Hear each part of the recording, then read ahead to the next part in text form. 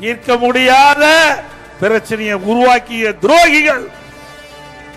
இன்றைக்கு டெல்டா மாவட்டத்தில் methane ethane அந்த திட்டத்தை கொண்டு வருவதற்கு விளை நிலங்களை விவசாயிகளிடத்திலிருந்து பறிக்க முற்பட்ட துரோகி திரு ஸ்டாலின் அவர்கள் இன்றைக்கு 2021 சட்டமன்ற பொதுத் தேர்தலில் பொய்யான வாக்குறுதிகளை அள்ளி வீசி ஆட்சியை பிடித்து மக்களை ஏமாற்றிய துரோகிகள் திரு ஸ்டாலின். 73 ஆண்டு காலம் பல்வேறு கட்சிகள் ஆண்டன. அந்த 73 ஆண்டு காலத்தில் 2021 வரை தமிழ்நாட்டுடைய கடன் 4,85,000 கோடி. 5 ஆண்டில் திராவிட முன்னேற்ற கழக ஆட்சியில் கொள்ளையடித்த துரோகிகள் திரு ஸ்டாலின். இன்றைக்கு பல்வேறு திட்டங்களை நிறைவேற்ற வேண்டும் என்று சொல்லி மக்களை ஏமாற்றிய துரோகிகள். 100 நாள் வேலை திட்டத்தை 150 நாளாக உயர்த்த வேண்டும் என்று சொல்லி நம்முடைய பெண்களுடைய வாக்குகளை பெற்று ஆட்சிக்கு வந்த பிறகு மறந்த துரோகி திரு ஸ்டாலின் அவர்கள். இப்படி துரோகத்தினுடைய மொத்த உருவம் யாரு? ஸ்டாலின். இன்றைக்கு ஸ்டாலின் பேசுறார், ஆட்சியை போனாலும் பரவாயில்லைன்னு. போகத்தான் போகுது, யாரு கேட்டு போகுது? இவ்வளவு மக்கள் எல்லாம் குழுமி இருக்கிறீங்க, ஆட்சி போல் உறுதிதானே? இப்பதான் ஸ்டாலினுக்கு பயம் வந்திருக்குது, ஆட்சி போயிருன்னு பயம் இப்பதான் வந்திருக்குது. ஆட்சியே போனாலும் பரவாயில்ல, நான் யாருக்கு பயப்பட மாட்டேங்கிறேன்னு. ஆட்சியே போன பிறகு நீ யாருக்கு பயப்பட போற? ஆக ஸ்டாலினே உண்மையை ஒத்துக்கொண்டார், ஆட்சி போவது என்று வாக்குமூலம் கொடுத்து விட்டார். வருகின்ற சட்டமன்ற பொதுத் தேர்தலிலே மக்கள் அதைத்தான் உங்களுக்கு வழங்குவார் என்பதை நீங்களே முடிவு செஞ்சுக்கிட்டீங்க. இன்றைய தினம் வாங்கிக்கலாம்ப்பா, எல்லாம் அதிமுக ஆட்சியில கிடைக்கும். இன்னொன்னு, எடப்பாடி பழனிசாமி பயந்தாங்கோலின்னு சொல்றார். நான் மட்டுமில்லை, எங்க தொண்டம் கூட பயப்பட மாட்டான். பயப்படுமா? நம்முடைய தலைவர்கள் அப்படியே வளர்த்திருக்கிறாங்க. வீரம் நிறைந்த மறவர் கூட்டம் அதிமுக. சொந்த காலில் நிற்கின்ற கட்சி அதிமுக. உன்னை போல பல கட்சிகளை கூட்டணி வைத்துக் கொண்டு அவள் முதுகிலே ஏறி சவாரி செய்கின்ற கட்சி அதிமுக கட்சி இல்ல. உழைப்பை நம்பி இருக்கின்ற கட்சி, மக்களுக்கு நன்மையை செய்து மக்களிடத்திலிருந்து வாக்குகள் பெறுகின்ற கட்சி அதிமுக கட்சி. அதுதான் பொன்மனச்செம்மல் புரட்சி தலைவர் எம்ஜிஆர் அவர்களும் இதே புரட்சி தலைவி அம்மா அவர்களும் நமக்கு சொல்லிக் கொடுத்த பாடம். அதிமுக ஸ்டாலின் அவர்களே, அதிமுகவை குறைத்து எடை போட வேண்டாம். இந்த மண்ணிலே 31 ஆண்டு காலம் ஆட்சி செய்த கட்சி அதிமுக கட்சி. பொன்விழா கண்ட கட்சி அதிமுக கட்சி. எங்களை பார்த்தா பயம் சொல்ற, பயம் வேணா உங்களுக்கு இருக்கலாம், திமுகவுக்கு பயம் இருக்கலாம். பயம் வந்து விட்டது. இன்றைக்கு இருட்டில் போகும்போது அந்த இருட்டை கண்டு பயப்படுகணும், பாட்டு பாடிக்கிட்டே போவாங்க. அந்த பயம், அப்படி தோல்வி என்ற தேர்தல் தோல்வி என்ற பயம் ஸ்டாலினுக்கு வந்துவிட்டது. அதனால் என்ன பேசுவது என்றே பேசாமல் பேசிக்கொண்டிருக்கின்ற நபர் திரு ஸ்டாலின் அவர்கள்.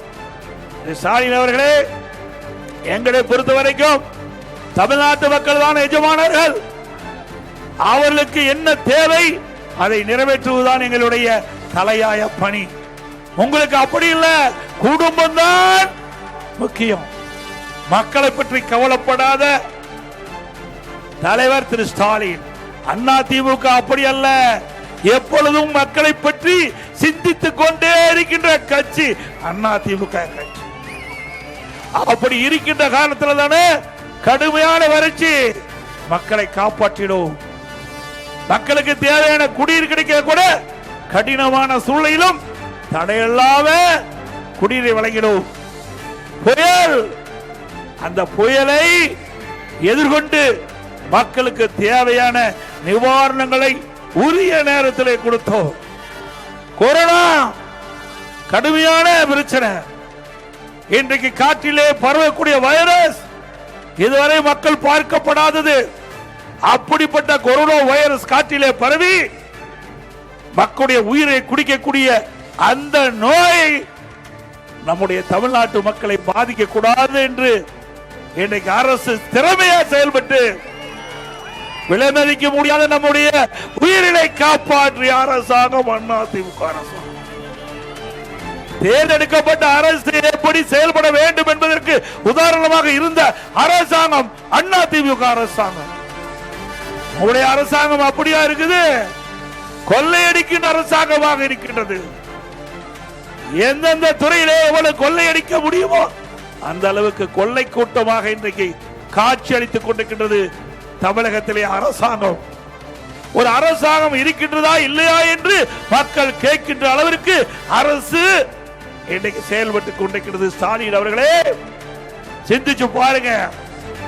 அதிமுக ஆட்சி 2011 2021 வரைக்கும், திராவிட முன்னேற்ற கழக ஆட்சி 21 26 வரை ரெண்டு ஒப்பிட்டு பாருங்க. அதிமுக ஆட்சியில கொரோனா காலம் ஒரு ஆண்டு யாருமே வெளியே வர முடியல. அந்த காலகட்டத்தில் கூட விலைவாசி உயரல, விலையை கட்டுப்பாட்டில் வச்சிருந்தோம். மக்கள் பாதிக்கல. மக்களுக்கு தேவையான உணவுகள் தினந்தோறும் கொடுத்த ஏழைகளுக்கு அம்மா உணவகத்தின் மூலமாக, அதே போல வேலையில்லா நம்முடைய மக்களுக்கு ரேஷன் கடையில ஒரு ஆண்டு விலையில்லாம அரிசி கொடுத்தோம், எண்ணெய் கொடுத்தோம், சக்கரை கொடுத்தோம், குடும்ப அட்டைக்கு 1000 ரூபாய் கொடுத்தோம். கொடுத்தோம்ல? அரசாங்கத்துக்கு 1 ரூபாய் வருமானம் இல்லைங்க. ஒரு வருஷம் தொழிற்சாலை மூடப்பட்டது, கடைகள் மூடப்பட்டன. 1 ரூபாய் வரி வருவாய் கிடையாது. அரசாங்கத்துக்கு வருகின்ற வருவாய் வரவு டாஸ்மாக் அந்த கடையிலிருந்து வருமானம் வரும். ஒரு ஆண்டு டாஸ்மாக் கடை மூடப்பட்டு விட்டது. ரோட் டிரான்ஸ்போர்ட் அதுல அரசுக்கு வரி வருவாய் வரும். பத்திரப்பதிவு ஒரு ஆண்டு பத்திரப்பதிவு கிடையாது, அதிலிருந்து அரசுக்கு வருவாய் கிடையாது. பெட்ரோல் டீசல் அதிலிருந்து வரி வருவாய் அதுவும் கிடையாது. ஜிஎஸ்டி அதுவும் கிடையாது. எக்ஸைஸ் வரி எதுவும் கிடையாது. ஒன்றுமே வரியே இல்லாம ஆட்சி செய்த ஒரே அரசாங்கம் அதிமுக அரசாங்கம். திராவிட முன்னேற்ற கழகம் ஆட்சிக்கு வந்த பிறகு 5 லட்சம் கோடி கடன் வாங்கியிருக்கிறீங்க. 5 லட்சம் கோடி கடனை வாங்கியிருக்கிறீங்க. 73 ஆண்டு காலம் பல்வேறு கட்சிகள் ஆட்சி செய்து 2021 முடிய 4,85,000 தான் மொத்த கடன். ஆனா திராவிட முன்னேற்ற கழகம் ஆட்சிக்கு வந்து 2021 2026 வரைக்கும் 5 லட்சம் கோடி கடனை வாங்கி தமிழ்நாட்டு மக்களை கடனாளிக்கு விட்டீர்கள். எல்லாம் நம்ம எல்லாம் கடன்காரனா இருக்கிறோம். அதுக்கு யார் காரணம்? ஸ்டாலின் தான் காரணம். அப்படிப்பட்டவர் மீண்டும் ஆட்சிக்கு வரணுமா? இன்றைக்கு அது மட்டும் இல்ல, நீங்க எல்லாம் நினைச்சிட்டு இருக்கிறீங்க ஏதோ அரசாங்கம் கடன் வாங்குது நமக்கு என்னன்னு. நீங்க தாங்க அந்த கடனை திருப்பி செலுத்த வேணும். நல்லா சிந்திங்க, வீட்டுக்கு போய் சிந்திங்க. இந்த கடன்லாம் நீங்க தான் கட்டி ஆகணும். எப்படி கட்டுவது என்றால் வரி போட்டு, வரி மூலமாக உங்களிடத்தில் பணத்தை வசூல் செய்து வாங்கிய கடனை திருப்பி செலுத்த வேண்டியது அரசாங்கம். சிந்திச்சிங்க. அரசாங்கம் வாங்கின்ற ஒவ்வொரு ரூபாயும் உங்கள் தலைமையில் வந்து விழுந்து கொண்டிருக்கிறது என்பதை நீங்கள் எண்ணி பார்க்க வேண்டும். அது மட்டுமல்ல, இன்றைக்கு திராவிட முன்னேற்ற கழகம் ஆட்சிக்கு வந்த பிறகு இன்றைக்கு கொடுக்கப்பட்ட வாக்குறுதியை நிறைவேற்றினீர்களா? 2021 ஆண்டு 525 அறிவிப்புகள் வெளியிட்டாங்க. நம்ம கிராமத்துல ஏரி குளம் குட்டை அங்க எல்லாம் வேலை பணி நடக்கும். 100 நாள் வேலை திட்டத்தை 150 நாளா உயர்த்தினாங்களாமா? 100 நாள் வேலை திட்டத்தில் பணிபுரிகின்ற ஊழியருக்கு சம்பளம் உயர்த்தினாங்க, அதுவும் உயர்த்தல. 100 நாள் வேலை திட்டத்தை 180 நாளாக உயர்த்தினாங்களா? செய்யல. அதோட இன்றைக்கு ஒவ்வொரு குடும்பத்திற்கும் 100 கேஸ் மானியம் கொடுப்பதா சொன்னாங்க. ஒவ்வொரு கொடுத்தாங்களா? ஒவ்வொரு குடும்பத்திற்கு கூடுதலா 1 கிலோ சக்கரை ரேஷன் கடையில் கொடுப்பதா சொன்னாங்க. கொடுத்தாங்களா? பெட்ரோல் டீசல் விலை குறைப்பு குறைச்சாங்களா? அது மட்டுமல்ல, நம்முடைய மாணவ செல்வங்கள் கல்வி கற்பதற்கு வங்கியில கடன் வாங்கினாங்க. கடனை கட்டாங்களா? அந்த கடன் ரத்து பண்றேன்னு சொன்னாங்க, ரத்து பண்ணாங்களா? ஆக ஒண்ணுமே செய்யல. எப்பொழுது பார்த்தாலும் ஸ்டாலின் பேசுறாரு. எல்லாம் பெண்கள் நிறைய வந்து அமர்ந்திருக்கிறீங்க, சிந்திச்சு பாருங்க. ஏதோ இவருடைய அப்பா ட்ரஸ்டில் இருந்து மாதந்தோறும் குடும்ப தலைக்கு 1000 ரூபாய் கொடுப்பது மாதிரி பேசிட்டு இருக்க. அரசாங்க பணத்திலிருந்து கொடுக்கிற திரு ஸ்டாலின் அவர்களே, உங்க சொந்த பணத்தை கொடுக்கல. திரு ஸ்டாலின் குடும்பத்திற்கு மட்டும் 8000 கோடிக்கு மேல ட்ரஸ்ட்ல பணம் இருக்குது. இந்த பணம் எல்லாம் எப்படி வந்தது? எப்படிங்க வந்தது? இவர் கஷ்டப்பட்டு சம்பாதிச்சாரா? சிந்திச்சு பாருங்க. இன்றைக்கு திராவிட முன்னேற்ற கழகம் ஆட்சிக்கு வந்த பிறகு எவ்வளவு கொள்ளையடிச்சிருக்க என்பதை சிந்தித்து பார்க்க வேண்டும். இன்றைக்கு கொடுக்கப்பட்ட வாக்குறுதியை நிறைவேற்ற முடியல. அரசு ஊழியர்களுக்கு பழைய ஓய்வு திட்டத்தை வழங்குறாங்க, அதுவும் கொடுக்கல. இன்றைக்கு பணிபுரிகின்ற பல அமைப்பை சேர்ந்தவர்களுக்கு வாக்குறுதி கொடுத்தாங்க, செவிலியருக்கு வாக்குறுதி கொடுத்தாங்க. திமுக ஆட்சிக்கு வந்த உடனே பணி நிரந்தரம் செய்யப்படும் என்று பணி நிரந்தரம் செய்யல. அதே போல சத்துணவு அமைப்பாளர்களுக்கு அவருடைய கொடுக்கப்பட்ட வாக்குறுதி நிறைவேற்றல. அங்கன்வாடி ஊழியருக்கு கொடுக்கப்பட்ட வாக்குறுதி நிறைவேற்றல. விவசாயிகளுக்கு கொடுக்கப்பட்ட வாக்குறுதி நிறைவேற்றல. அப்படியே மருத்துவர்களுக்கு கொடுக்கப்பட்ட வாக்குறுதி நிறைவேற்றல. ஆக தமிழ்நாட்டில் இந்த அமைப்புக்கெல்லாம் கொடுக்கப்பட்ட வாக்குறுதியில் எதுவுமே நிறைவேற்ற முடியாத அவருடைய வாக்குகளை பெற்று ஆட்சிக்கு வந்து கொள்ளையடிக்கின்ற கட்சி திமுக கட்சி. ஸ்டாலினர்களே, மக்கள் எதிர்பார்த்து கொண்டிருக்கின்றார்கள். எப்பொழுது தேர்தல் வரும் வரும் என்று தேர்தல் வந்தவுடனே அந்த மிஷின் உடையிற மாதிரி அழுத்த போறாங்க. அண்ணா திமுக கட்சி அவ்வளவு வெறிய இருக்கிறாங்க மக்கள். எப்பொழுது தேர்தல் வந்தாலும் அண்ணா திமுக கூட்டணி அதிக இடங்களிலே வென்று தனி பெரும்பான்மையோடு அண்ணா திமுக ஆட்சி அமைக்கும். எங்களுடைய ஆட்சியில் எந்த குறையும் கண்டுபிடிக்க முடியல. நான் பலமுறை சவால் விட்டேன். திரு ஸ்டாலின் அவர்களே, 2011 2021 வரை அண்ணா திமுக ஆட்சி, அம்மா முதலமைச்சராக இருந்தாங்க. அம்மா மறைவுக்கு பிறகு நான் முதலமைச்சராக இருந்தேன். 10 ஆண்டுல அண்ணா திமுக ஆட்சியில் என்னென்ன திட்டங்களை கொண்டு வந்து நிறைவேற்றிக்கும் என்று நாங்கள் எந்த கூட்டத்தில் அழைத்தாலும் நான் வந்து பொது வழியிலே பேச தயார். 2021 2021 வரைக்கும், 2021 2026 வரைக்கும் திராவிட முன்னேற்ற கழக ஆட்சியிலே என்னென்ன திட்டங்கள் கொண்டு வந்து அதனால் மக்களுக்கு என்ன நன்மை என்பது நீங்கள் விளக்குங்கள். நானும் பேசுறேன், நீங்களும் பேசுற, விவாதம் நடக்கட்டும், பொதுமக்கள் தீர்ப்பு கொடுக்கட்டும். இதுவரைக்கும் பதிலே இல்ல. திரு ஸ்டாலின் அவர்களே, எங்களை பொறுத்த வரைக்கும் மக்கள் தான் எஜமானர்கள். மக்களுடைய பிரச்சனையை தீர்ப்பதுதான் எங்களுடைய தலையாய கடமை. ஆனால் உங்களுக்கு அப்படி இல்ல. குடும்பம் தான் உங்களுக்கு கண்ணுக்கு தெரிகிறது. குடும்பத்தில் என்ன அதிகாரம் கொடுக்க வேண்டும், அந்த குடும்பத்திற்கு எவ்வளவு சொத்து சேர்த்த வேண்டும் என்ற நிலையில இருக்கின்ற கட்சி திமுக கட்சி. குடும்ப ஆட்சி வேணுமா? நல்லா சத்தமா சொல்லுங்க. குடும்ப ஆட்சி வேணுமா? வாரிசு அரசியல் தொடர வேண்டுமா? அந்த காலத்தில் அரசர்கள் நாட்டை ஆள்வார்கள். அந்த அரசர் தனக்கு பின்னால தன்னுடைய மகனுக்கு முடி சுட்டுவார். அதுபோல தமிழகத்திலே இன்றைக்கு அரசராட்சி கொண்டுவதற்கு முயற்சிக்கின்றார். அதை இந்த தேர்தல் மூலமாக தடுத்து நிறுத்தப்பட வேண்டும். இன்றைக்கு திரு கருணாநிதி அவர்கள் முதலமைச்சராக இருந்தார், திமுக கட்சிக்கு தலைவராக இருந்தார். அதுக்கு பிறகு திரு ஸ்டாலின் கட்சிக்கு தலைவர், திமுக கட்சிக்கு அப்புறம் முதலமைச்சர்.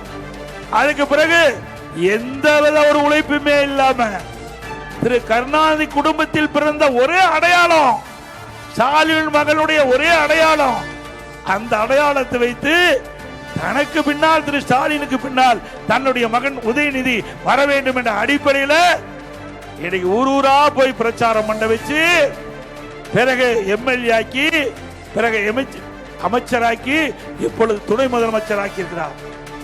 அந்த திராவிட முன்னேற்ற கழகம் வளருவதற்கு உழைத்தவர்கள் எல்லாம் ஓரம் கட்டுப்பட்டு விட்டார்கள். இன்றைக்கு மரியாதைக்குரிய அண்ணன் துரைமுருகன் அவர்கள் எதிர்கட்சியாத்தான் இருப்பார், அதை பத்தி நமக்கு கவலை இல்லை. ஆனா உழைப்பு கொடுத்திருக்கிறார் அந்த கட்சிக்கு, திமுக கட்சிக்கு உழைப்பு கொடுத்திருக்கிறார். இன்றைக்கு தமிழகத்திலே அதிக நாள் சட்டமன்ற உறுப்பினராக இருந்தவர் திரு துரைமுருகன். அவர் திரு கருணாநிதி குடும்பத்திலே பிறக்காத காரணத்தினால அவருக்கு துணை முதலமைச்சர் கிடைக்கல. அப்படிப்பட்ட கட்சி அண்ணா திமுக. அப்படி இல்ல, ஜனநாயகம் ஜனநாயகம் ஜனநாயகப்படி செயல்படுகின்ற கட்சி. இன்றைக்கு தமிழகத்திலே பல கட்சிகள் இருந்தாலும் ஜனநாயகப்படி நடக்கின்ற ஒரே கட்சி அண்ணா திமுக கட்சி.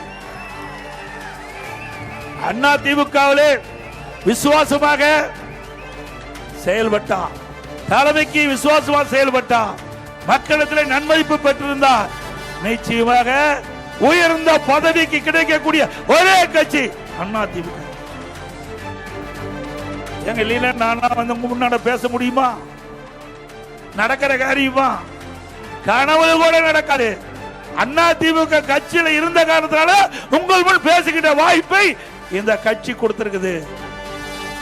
இன்னைக்கு அண்ணா திமுக கட்சியில தான் ஒரு சாதாரண தொண்டன் கூட உச்சபட்ச பதவி பொதுச் செயலாளராக ஆக முடியும். அண்ணா திமுக இருக்கின்ற கட்சி தொண்டன் கூட எம்எல்ஏ ஆக முடியும், எம்பி ஆக முடியும், அமைச்சர் ஆக முடியும், ஏன் முதலமைச்சரே ஆக முடியும். இப்படி ஸ்டாலின் ஒரு வார்த்தையாவது எங்கேயாவது ஒரு கூட்டத்தில் பேச முடியுமா? திராவிட முன்னேற்ற கழகத்திலே விசுவாசமாக உழைத்தவர்கள் அவர்களுக்கு உச்சபட்ச பதவி திமுக தலைவர் பதவி கிடைக்கும். உச்சபட்ச பதவி ஆட்சிக்கு வந்த பிறகு முதலமைச்சர் கிடைக்கும் என்று சொல்ல முடியுமா? முடியாது. அப்படிப்பட்ட கட்சி மீண்டும் தமிழகத்தில் ஆள வேண்டுமா? அண்ணா திமுக மக்களுக்காக தொடங்கப்பட்ட இயக்கம். பொன்மன செம்மல் புரட்சி தலைவர் எம்ஜிஆர் இன்றைக்கு ஏழை எளிய ஒடுக்கப்பட்ட நசுக்கப்பட்ட கடை கோட்டில் இருக்கின்ற சாமானியன் கூட அனைத்தும் கிடைக்க வேண்டும் என்ற அடிப்படையில் தொடங்கப்பட்ட கட்சி அண்ணா திமுக கட்சி. அதே போல அவருடைய மறைவுக்கு பிறகு புரட்சி தலைவி அம்மா அவர்கள் கண்ணை இமைகாப்பதை போல இயக்கத்தை கட்டி காத்து பொன்மனச்செம்மல் புரட்சி தலைவர் எம்ஜிஆர் விட்டு சென்ற பணியை சிறப்பாக செயல்பட்டு இன்றைக்கு நாட்டு மக்களுக்கு தேவையான திட்டங்களை கொடுத்து நாட்டு மக்கள் மனதிலே வாழ்ந்து கொண்டிருக்கின்ற தலைவர்கள் பொன்மனச்செம்மல் புரட்சி தலைவர் எம்ஜிஆர், புரட்சி தலைவி அம்மா. சிந்திச்சு பாருங்க. இன்றைக்கு இருவரும் தலைவர்கள் இல்லாத காலத்தில் கூட அண்ணா திமுக வலிமையான இயக்கம் என்பதற்கு இதுவே உதாரணம். இந்த கட்சியில உழைப்பவர்களுக்கு மரியாதை இருக்கின்றது. அதனால இந்த கட்சியை உடைக்க முடியல, முடக்க முடியல. எவ்வளவு முயற்சி செய்து பார்த்தார் ஸ்டாலின் அவர்கள். இன்னைக்கு நான் முதலமைச்சராக தேர்ந்தெடுக்கப்பட்டவன் பெரும்பான்மையை நிரூபிக்கின்ற அந்த தருணத்தில் சட்டமன்றத்தில் மிகப்பெரிய ரகளையை உருவாக்கி அதை தடுக்க முயற்சித்தார் கழக நிர்வாகிகள், தொண்டர்கள். உங்களுடைய அன்பால், ஆதரவால், மக்களுடைய ஆதரவால் அதை தூள் தூளாக நொறுக்கப்பட்டு பெரும்பான்மை நிரூபிக்கப்பட்டு இன்றைக்கு அண்ணா திமுக ஆட்சியில 4 வருடம் 2 மாத காலம் சிறப்பான ஆட்சியை என்னுடைய தலைமையிலே நாங்கள் கொடுத்தோம். திமுக அப்படியா கொடுக்குது? கஞ்சாவை கொடுக்குது. எங்க பார்த்தாலும் கஞ்சா விற்காத இடமே இல்ல. தமிழகம் போதைப் பொருள் நிறைந்த மாநிலமாக திகழ்ந்து கொண்டிருக்கிறது. நம்முடைய மாணவர்கள், இளைஞர்கள், பொதுமக்கள் கஞ்சா போதைக்கு அடிமையாகி பல்வேறு குற்றச்செயலில் ஈடுபட்டுக் கொண்டிருக்கின்ற நிலை இன்றைக்கு தமிழகத்திலே நிலவிக் கொண்டிருக்கிறது. எங்கே பார்த்தாலும் கொலை, கொள்ளை, கற்பழிப்பு, பாலியல் வன்கொடுமை நடக்காத நாளே இல்லை. அப்படிப்பட்ட ஒரு மோசமான ஆட்சி தொடர வேண்டுமா? சொல்லுங்க. நீங்க தாங்க எஜமானர்கள். நீங்க எடுக்கின்ற முடிவுதான் இறுதியானது. அந்த முடிவு நல்ல முடிவாக இருக்க வேண்டும் என்று இந்த தருணத்திலே கேட்டுக்கொள்ள விரும்புகின்றேன். அது மட்டுமல்ல, திரு ஸ்டாலின் பேசுறாரு, அண்ணா திமுக பாரதிய ஜனதா கண்டு நடுங்குது. எப்பொழுதுமே யாரை கண்டும் நடுங்கிய வரலாறு அண்ணா திமுக கிடையாது. திரு ஸ்டாலின் அவர்களே, திராவிட முன்னேற்ற கழகம் காங்கிரசும் மத்தியிலே ஆட்சி அதிகாரத்தில் இருந்த காலகட்டத்தில் இன்றைக்கு சட்டமன்ற தேர்தல் தமிழகத்திலே வந்த பொழுது உங்களுடைய அறிவாலயத்திலே முதல் மாடியில ரெய்டு, தரை தளத்தில் கூட்டணி பேச்சுவார்த்தை. ஆக இப்படிப்பட்ட நிலைமை தான் உங்க காலத்தில் இருந்தது. அண்ணா திமுக அப்படி அல்ல.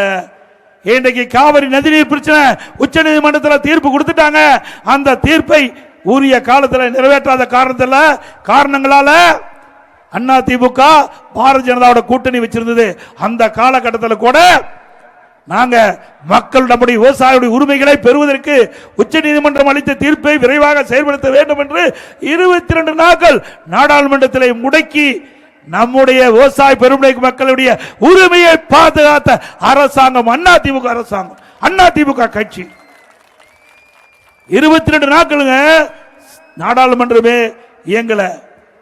அப்படி முடக்கிய காரணத்தால் உச்ச நீதிமன்றம் அளித்த காவிரி தீர்ப்பை நடைமுறைப்படுத்தி காட்டணும். எப்பொழுது பார்த்தாலும் வாய்களிலே பேசுறார் திரு ஸ்டாலின், உதயநிதி ஸ்டாலின், திமுக கட்சி சேர்ந்தவர்கள். நீட்ட திராவிட முன்னேற்ற கழகம் ஆட்சிக்கு நீட் தேர்வு ரத்து என்று சொன்னார். ரத்து செஞ்சாங்களா? 5 ஆண்டு நிறைவு பெற்று விட்டது.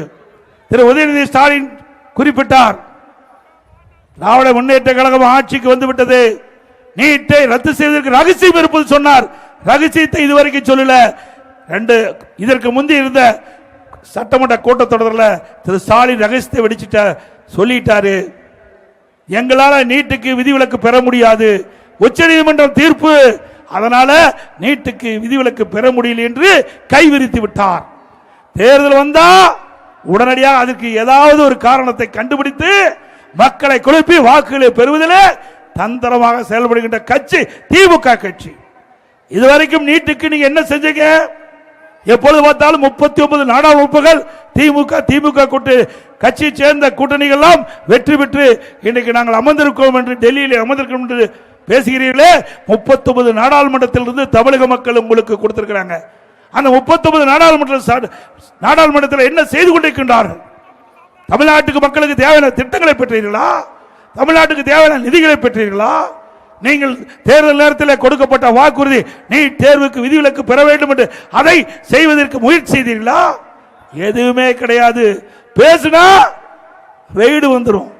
அவ்வளவு கொள்ளையடிச்சு வச்சிருக்கிறாங்க. பயந்துகிட்டு வெளியில வீராப்பா பேசுறது, உள்ள பயம். திரு மோடி அவர்கள் பிரதமராக இருக்கின்ற காலகட்டம் திரு ஸ்டாலின் எதிர்கட்சி தலைவராக இருந்தாரு. திமுக தலைவர் அவர் மெட்ராஸ் சென்னைக்கு வந்த பொழுது கருப்பு பலூன் விட்டார். கருப்பு பலூன் விட்டார். இன்றைக்கு திரு ஸ்டாலின் ஆளுங்கட்சி முதலமைச்சராக வந்துட்டார். திரு மோடி அவர்கள் சென்னைக்கு வந்த பொழுது வெள்ளை குடை பிடிக்கிறார். வெள்ளை குடை பிடித்தார். வெள்ளை குடை பிடித்த வேந்தன் திரு ஸ்டாலின். என்னையா டிராமா நடிக்கிற? மக்களுக்கு ஒன்றும் தெரியாதா? எதிர்கட்சியா இருக்கும் போது ஒரு மாதிரி, ஆளுங்கட்சியா இருக்கின்றது ஒரு மாதிரி, இப்படி இரட்டை வேடம் ஓடுகின்ற கட்சி திமுக கட்சி. மக்கள் அடையாளம் கண்டு விட்டார்கள். இன்றைக்கு தமிழகத்திலே சட்ட ஒழுங்கு பாதிக்கப்பட்டு விட்டது. சட்ட ஒழுங்கு அடியோடு சீரழிந்து விட்டது. எங்கே பார்த்தாலும் கொலை, கொள்ளை, போதைப் பொருள் விற்பனை. இன்றைக்கு தமிழகத்தில் இன்றைக்கு காவல்துறை இருக்கின்றதா என்ற ஒரு கேள்வி மக்களிடத்திலே எழும்பிருக்கின்றது. பெண்களுக்கு பாதுகாப்பு இல்ல, நம்முடைய பாட்டிமார்களுக்கு கூட பாதுகாப்பு இல்லாத ஒரு சூழ்நிலை இந்த ஆட்சியில பார்க்க முடியும். ஒரு கேவலமான ஆட்சி. ஆக இப்படிப்பட்ட ஆட்சி மீண்டும் வர வேண்டுமா? அவை நாட்டு மக்களுக்கு தேவையான திட்டங்கள் கிடைக்க, நல்ல ஆட்சி தமிழகத்திலே மலர அனைத்து இந்திய அண்ணா திராவிட முன்னேற்ற கழக தலைமையிலே அமைக்கப்பட்ட தேசிய ஜனநாயக கூட்டணி மீண்டும் ஆட்சிக்கு வர வேண்டும். இன்றைய நாட்டு மக்களுக்கு தேவை நல்ல கல்வி, தரமான உணவு, இருக்க இருப்பிடம், அதோட தடையில்லா மின்சாரம், விவசாயத்திற்கு தேவை நீர், குடிப்பதற்கு தேவையான நீர், நல்ல சுகாதார வசதி, இதையெல்லாம் மக்களுக்கு கிடைக்க வேண்டும். அதையெல்லாம் அண்ணா திமுக ஆட்சியில் கொடுத்தோம். அதனாலதான் இன்றைக்கு மக்கள் மனதிலே அண்ணா திமுக நிலைத்து நிற்கின்றது. மீண்டும் அப்படிப்பட்ட ஒரு ஆட்சி நாட்டு மக்களிடத்திலே வர வேண்டும் என்று இந்த நேரத்திலே தெரிவித்து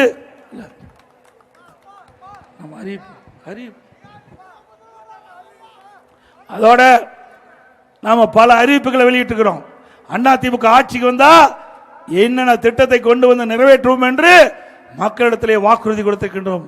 முதல் வாக்குறுதி, எல்லா குடும்ப அட்டையில் இருக்கின்ற குடும்ப தலைவிக்கு மாதந்தோறும் 2000 ரூபாய் வழங்கப்படும். நாம 2000 ரூபாய் சொன்னதுதான், 10 அறிவிப்பு வெளியிட்டோம். உடனே ஸ்டாலின் பயந்து போய் குடும்பத்துக்கு 5000 ரூபாய் கொடுப்பதா கொடுத்திருக்கிறார். இது யாரு கொண்டு கொடுக்க சொன்னது? அண்ணா திமுக அழுத்தத்தில் தான் 5000 ரூபாய் கொடுத்திருக்கிறாங்க. ஸ்டாலின் எடுத்து கொடுக்கல.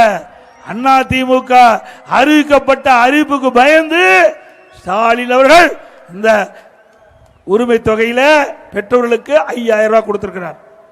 அதே போல இப்பொழுது பெண்கள்லாம் நகர பேருந்துல கட்டணம் இல்லாம பயணம் செய்யறாங்க. அதே போல இனி ஆண்களும் நகர பேருந்துல கட்டணம் இல்லாம பயணம் செய்யலாம். ஆனா ஏழைகள் அனைவருக்கும் வீடு இல்லாத ஏழைகளுக்கு அண்ணா திமுக ஆட்சி அமைந்தவுடன் அண்ணா திமுகவே நிலத்தை வாங்கி காங்கிரீட் வீடு கட்டி கொடுக்கப்படும்.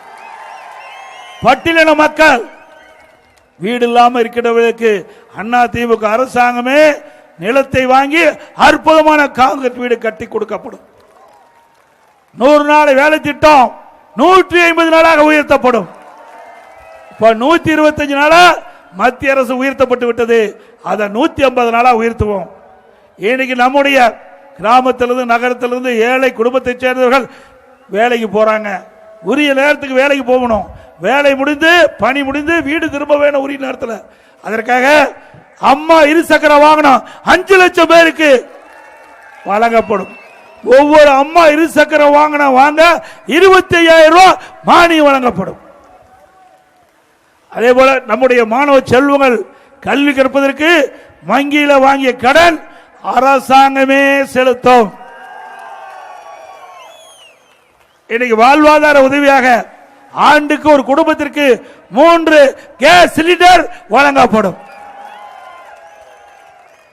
அதுபோல நம்முடைய ஜல்லிக்கட்டு, அந்த ஜல்லிக்கட்டு வீரர்களுக்கு ஏதாவது இன்றைக்கு அந்த காளைகள் நாள் உயிரிழப்பு ஏற்பட்டால் அவர் குடும்பத்துக்கு 10 லட்சம் ரூபாய் கொடுக்கப்படும்.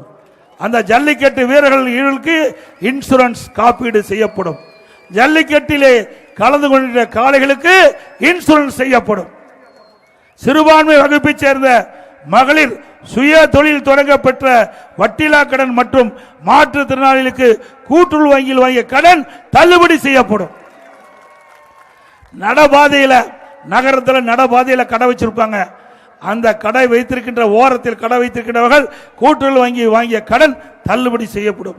அதே போல நம்ம ஆட்டோ ஓட்டுநர்கள் அவள் புதிய ஆட்டோ வாங்குவதற்கு 75,000 ரூபாய் மானியம் வழங்கப்படும். நம்முடைய தாய்மார்கள் பொன்மனச்சம்மல் புரட்சித் தலைவர் எம்ஜிஆர் இருக்கின்ற பொழுது ஒவ்வொரு தை பண்டிகை போதும் வேஷ்டி சேலை கொடுப்போம். இந்த ஆட்சி வந்த பிறகு முறையா வழங்கல. அண்ணா திமுக ஆட்சி வந்த பிறகு தை பொங்கல் என்று எல்லா இல்லங்களும் மக்கள் மகிழ்ச்சியாக கொண்டாடுகின்றதுமாக அற்புதமான வேஷ்டி சேலை வழங்கும். அதே போல ஒவ்வொரு தீபாவளி என்றும் நம்முடைய பெண்களுக்கு அற்புதமான பட்டுப்புடவை வழங்கப்படும். பெண்களுக்கு பட்டுப்புடவை கொடுக்கப்படும். தரமான பொங்கல் பரிசு வழங்கப்படும். இதெல்லாம் அண்ணா திமுக ஆட்சிக்கு வந்த பிறகு உங்களுக்கு செயல்படுத்தப்பட்டு உங்களுடைய மனம் மகிழ்ச்சி வருகின்ற அளவிற்கு அண்ணா திமுக ஆட்சி கொடுக்கும் வழங்கும் என்பதை நேரத்தில் தெரிவித்து இந்த